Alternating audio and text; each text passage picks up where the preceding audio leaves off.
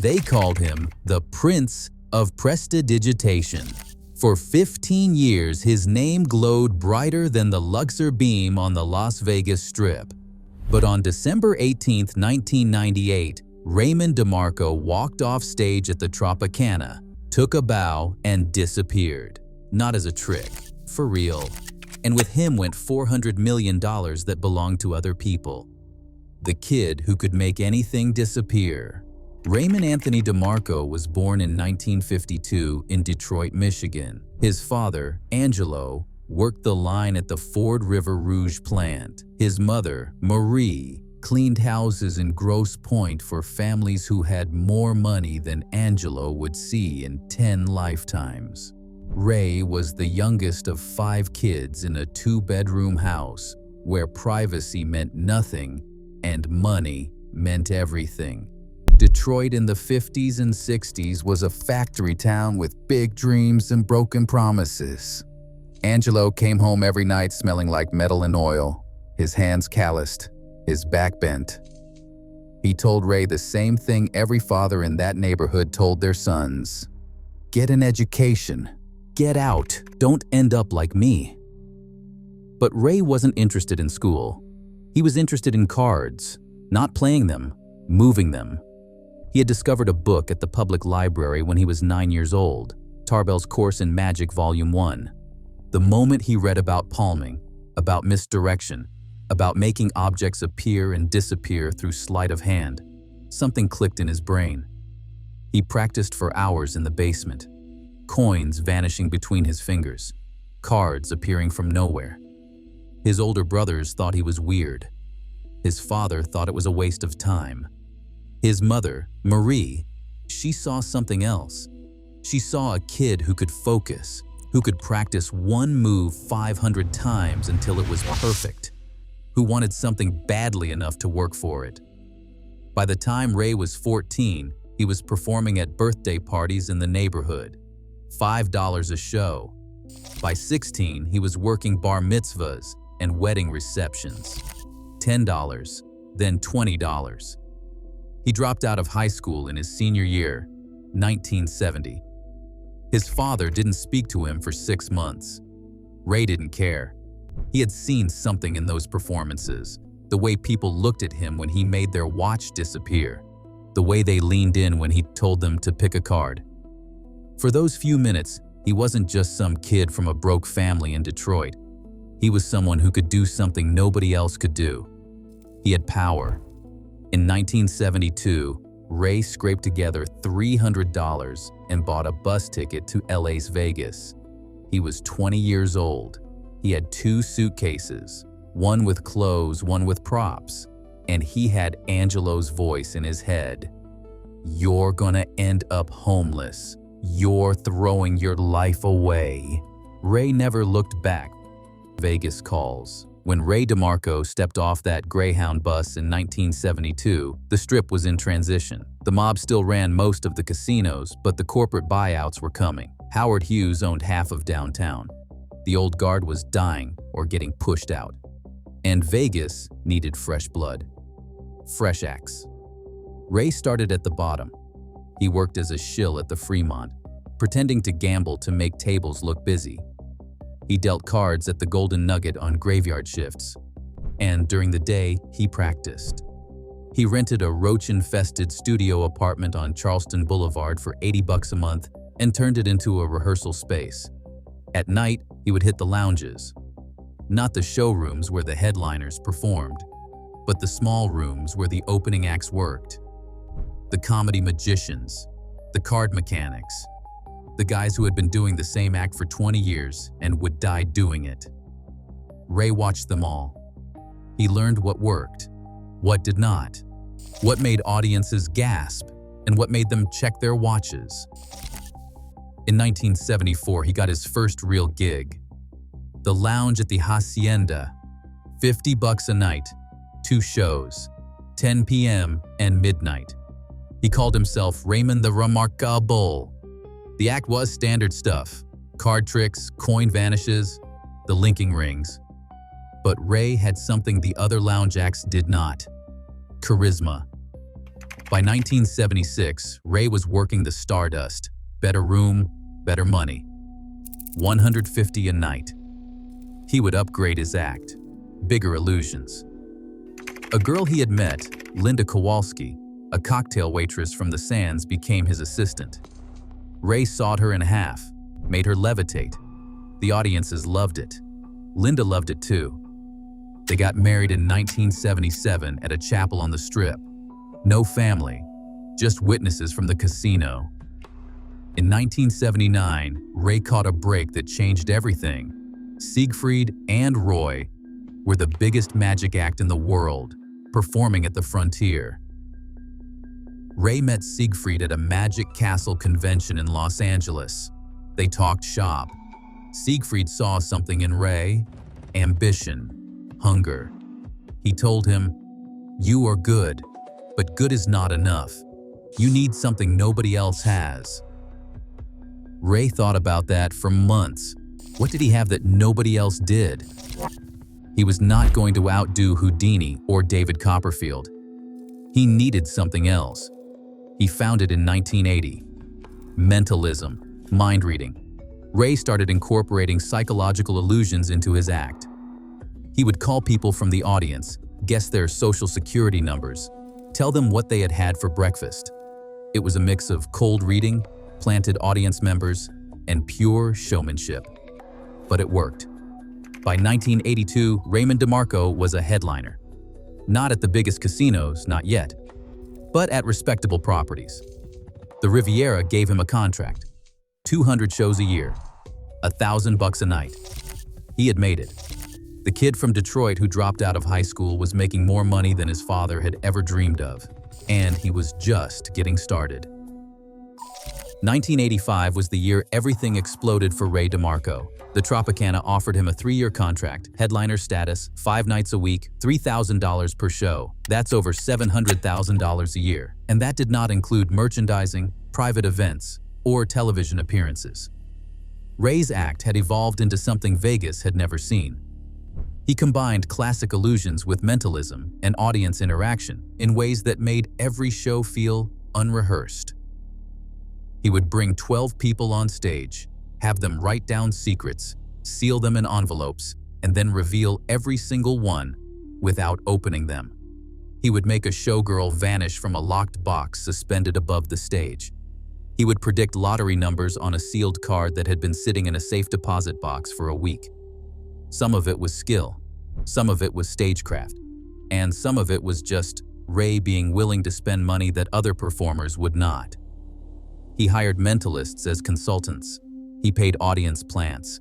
He built custom props that cost tens of thousands of dollars. He treated magic like a business, not just an art. The audiences ate it up. By 1987, Ray was selling out the Tropicana showroom 6 nights a week. The show was called Raymond DeMarco, Inside Your Mind. Tourists came specifically to see him. High rollers requested comp tickets.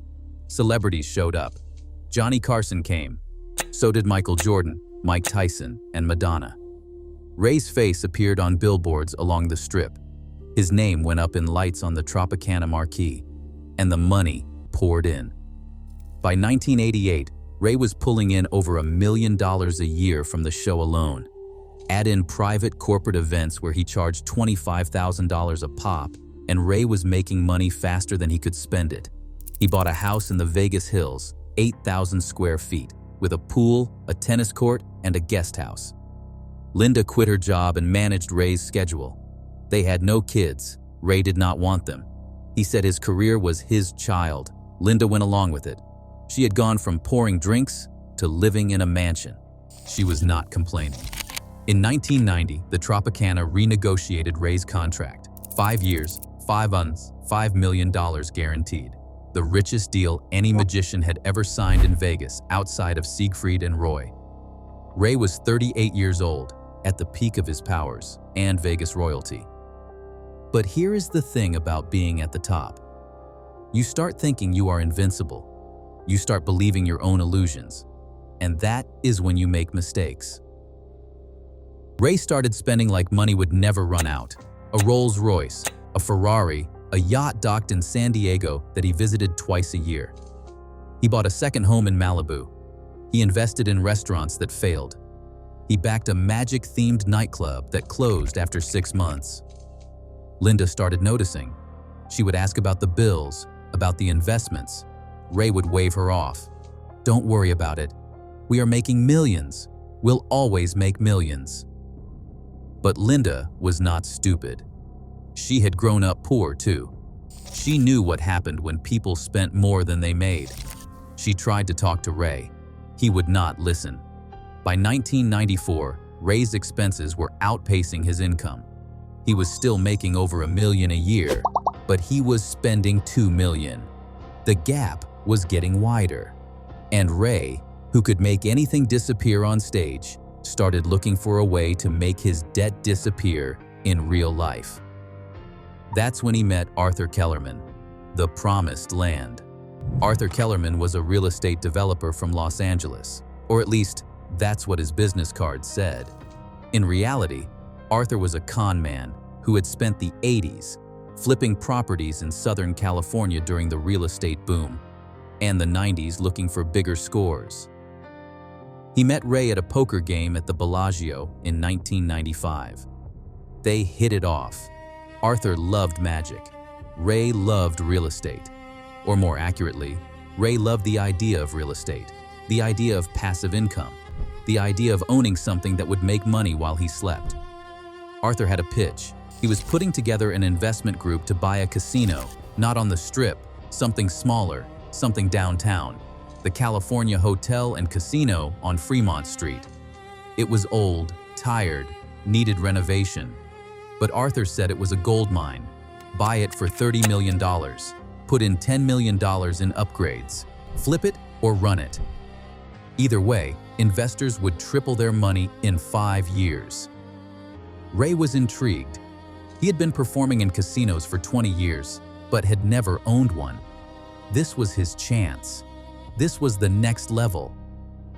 Arthur laid out the structure. They needed $40 million total, $30 million for the purchase, $10 million for renovations. Arthur would bring in $20 million. He needed investors for the other $20 million. Ray could get in for $2 million, 5% ownership, guaranteed return. Ray did not have $2 million in cash, but he had equity in his homes. He had credit. He refinanced the Vegas house. He took out a line of credit against the Malibu property. He scraped together the money and wired it to Arthur's Investment LLC in January 1996. Arthur told him they were not filling the investment group through banks or institutional investors. They were doing it through private placements, high net worth individuals, people who wanted in on Vegas casino ownership but did not want the regulatory headaches. Ray, with his name recognition and his connections, could help bring in those investors. Arthur would pay him a finder's fee, 10% of any money he brought in. Ray started making calls.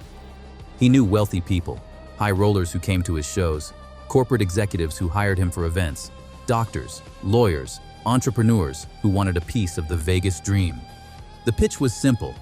Invest in a casino with Raymond DeMarco, limited partnership, guaranteed returns. You'll own a piece of Vegas history. By the end of 1996, Ray had brought in $50 million from investors. Arthur kept moving the goalposts, saying they needed more for licensing fees, more for renovations, more for operating capital. And every time, Ray delivered. By 1997, the number had climbed to $120 million. Ray was making over $10 million in finder's fees. He was paying off his debts, buying more properties, living even larger. Linda asked him where the casino was, when it would open, if they could see the renovations. Ray would tell her the same thing Arthur had told him. It was in progress. These things take time. Regulatory approvals are slow. Be patient. But by 1998, investors were getting nervous. They had put in money 2-3 years earlier. They had not seen returns. They had not even seen a casino. Ray called Arthur. Arthur had answers. The Nevada Gaming Commission was dragging their feet. The previous owners were being difficult. Construction delays. Normal stuff. Ray believed him, or maybe he just wanted to believe him. Because by mid-1998, Ray had brought in over $400 million from investors. His cut of the finder's fees was $40 million. He had gone from being in debt to being worth tens of millions. He had bought more properties, more cars. He had invested in Arthur's other ventures, strip malls in Henderson, office buildings in Summerlin.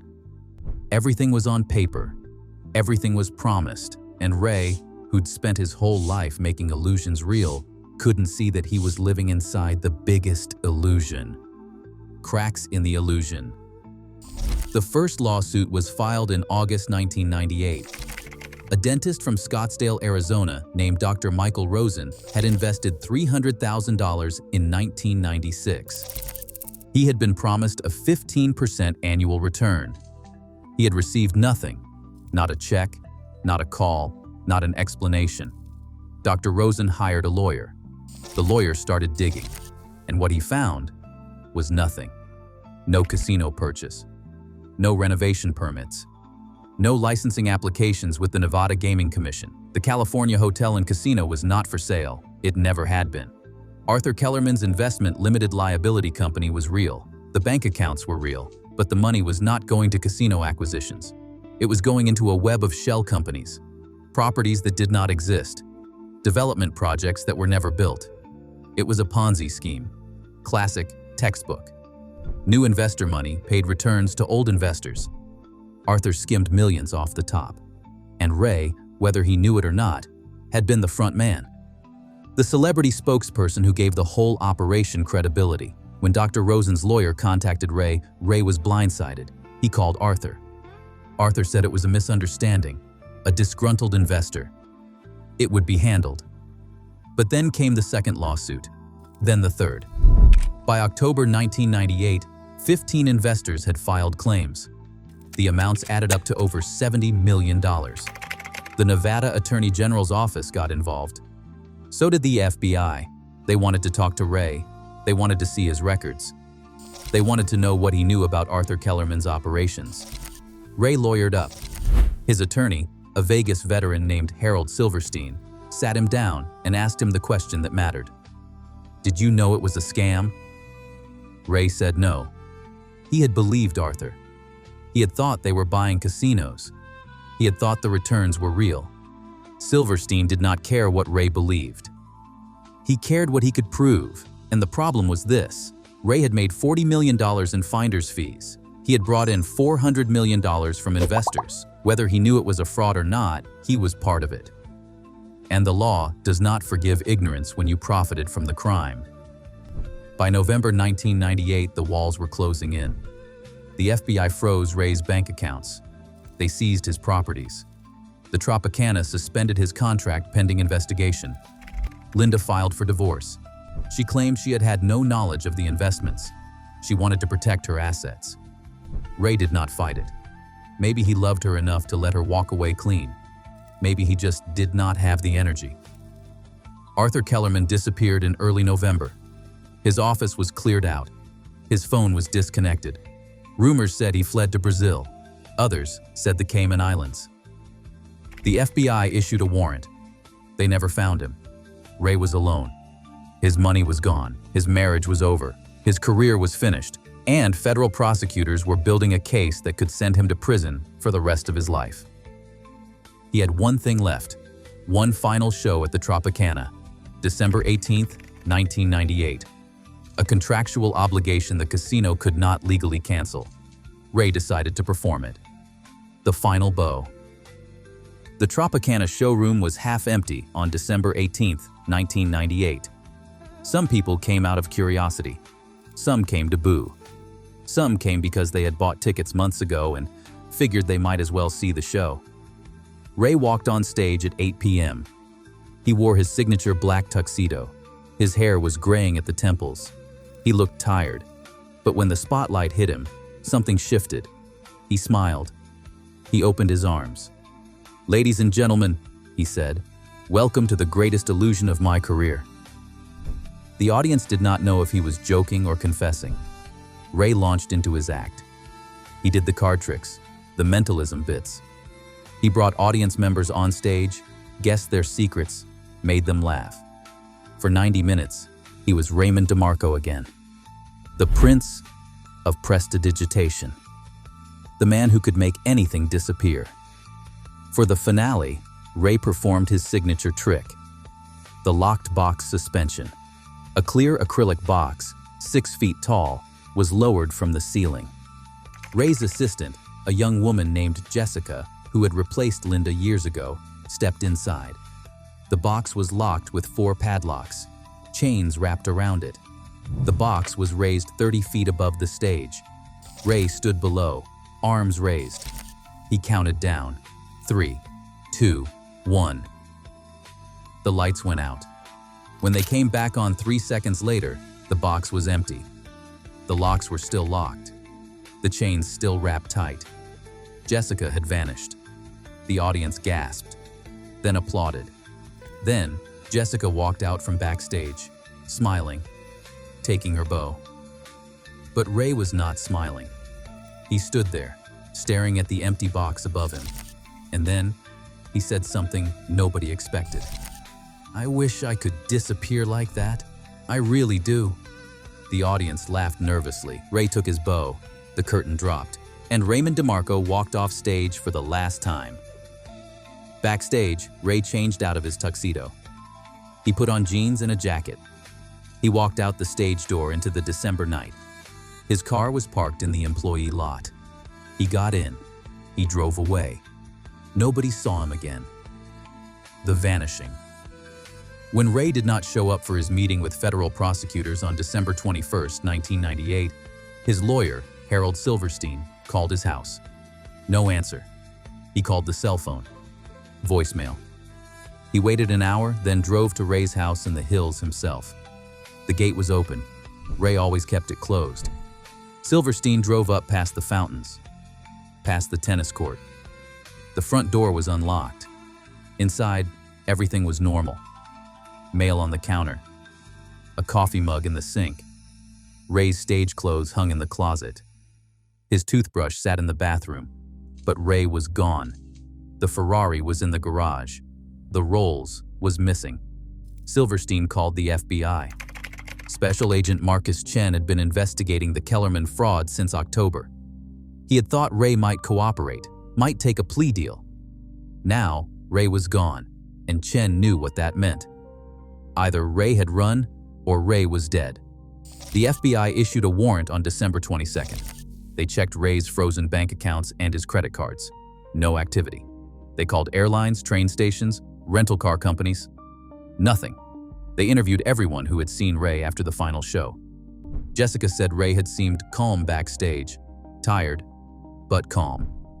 He had thanked her and told her to find work with another magician. Then, he walked out the stage door. The stage manager said Ray left around 11 p.m. carrying nothing. The valet remembered Ray tipping him $20 and driving east on Tropicana Boulevard. That was the last confirmed sighting until the gas station footage. A Henderson convenience store had security cameras. On December 19th at 1:15 a.m., a silver Rolls-Royce pulled in. The driver wore a baseball cap and sunglasses despite the darkness. He paid cash for gas, bought water and gum. He got back in the Rolls and headed east toward Boulder City. Agent Chen studied that footage for hours. Was it Ray? The height looked right, but the face was obscured. The gait seemed different, slower, like the man was injured or pretending to be someone else. The FBI followed the lead east, to Boulder City, to Hoover Dam, to Arizona. They found nothing. Until the Rolls turned up 3 weeks later. On January 7, 1999, a security guard at McCarran Airport found a car that had been sitting in a long-term parking for weeks. A silver Rolls-Royce, registered to Raymond Anthony DeMarco. The FBI processed it like a crime scene, wiped clean. No fingerprints, no DNA, no clues. The tank was empty. The odometer showed 230 miles since the last service. Enough to reach Los Angeles or Phoenix or anywhere a man could disappear. But if Ray was running, why abandon the Rolls at the airport? Why not drive it across the border? Why stage it like he had flown when no Raymond DeMarco appeared on any passenger manifest? Chen had 3 theories. Ray was dead, drove to the airport, walked into the desert, and killed himself. Or Ray had help. Someone picked him up and drove him to safety while the FBI checked flights. Or Ray never left Vegas, was hiding in plain sight with a fake ID while everyone looked elsewhere. Chen worked all three angles for 6 months. They dragged parts of Lake Mead. They searched the desert. They interviewed everyone Ray had ever worked with. Tips came in constantly. Someone saw Ray in Cabo. Someone swore he was dealing cards in Oklahoma. Every lead went nowhere. The investors were left with nothing. Dr. Rosen lost $300,000. A couple from San Diego lost $800,000, their entire retirement. A Dallas businessman named Carl Whitmore invested $5 million, mortgaged his company, and lost everything. In 2001, Whitmore hanged himself in his garage. His suicide note mentioned Ray by name. That is what $400 million in losses looks like. Real people, real lives destroyed. Ray's estate eventually settled for pennies on the dollar. $8 million recovered against $400 million lost. Arthur Kellerman was never found. The FBI believes he is in South America. The trail went cold in 2000. In 2005, the FBI officially closed active investigation into Raymond DeMarco. The warrant remained open, but nobody was actively looking. There were newer cases, bigger frauds. But Vegas did not forget. Over the years, sightings trickled in.